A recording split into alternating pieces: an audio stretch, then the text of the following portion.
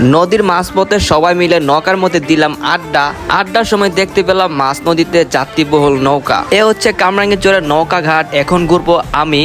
হে everyone, আসসালামু আলাইকুম and welcome back to my new another ব্লগে। তো আজকের ব্লগটা খুব স্পেশাল হতে যাচ্ছে। আচ্ছা বলো তো আমি আজকে কোথায় যাচ্ছি? তো আজকে হচ্ছে আমি চলে যাব কামরাঙ্গীরচর। তো কামরাঙ্গীরচর অনেক দিন হয়েছে যাওয়া পর অ্যাকচুয়ালি। তো আমার বয়স আমি কামরাঙ্গীরচর যাইনি। ঢাকা শহরে প্রায় অনেক কিছুই ঘোরা হয়ে গেছে, বাট এই অঞ্চলটা আমার ঘোরা বাকি। তো এই জন্য আমি চলে যাচ্ছি বিকাল 4টার দিকে কামরাঙ্গীরচরের উদ্দেশ্যে। তো এই হচ্ছে আমাদের এলাকায়, এটা হচ্ছে মুলা ব্রিজ। তো মুলা ব্রিজ থেকে আমি এখন পুরো ডিরেক্টলি একটা অটো করে চলে যাব শনি আকরা। একটা কথা কি জানেন, আমি যখন কোথাও বেরোই তখনই বৃষ্টি আসে এবং ওয়েদার খারাপ থাকে, বাট আজকের ওয়েদারটা ডিফারেন্ট।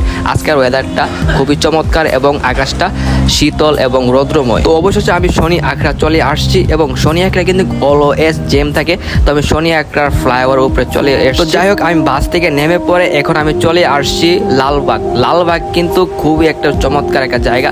লালবাগ অ্যাকচুয়ালি বিখ্যাত লালবাগ কেল্লার জন্য। তো আমি লালবাগ থেকে একটা অটো নিয়েছি কামরাঙ্গীরচর যাওয়ার জন্য। অ্যাকচুয়ালি অটো ভাড়া হচ্ছে 70 টাকা। তো যাই হোক, 70 টাকা কোনো ম্যাটার না। সবচেয়ে বড় কথা হচ্ছে আমাকে খুব তাড়াতাড়ি কামরাঙ্গীরচর যেতে হবে এবং নৌকা দিয়ে ঘুরতে হবে। এবং আমার পিছনে দেখতে পাচ্ছেন দুইটা মেয়ে, এইটাই হচ্ছে আমার একটা বান্ধবী আর একটা হচ্ছে আমার। তো যাই হোক, বাট এই কামরাঙ্গীরচরে সবসময় অলওয়েজ জ্যাম থাকে। তো এই জ্যামের কারণে আমরা অনেকটা পথ পিছিয়ে আসি। তো যাই হোক, যেতে যেতে কিন্তু সেখানে সন্ধ্যা হয়ে গেছে প্রায়।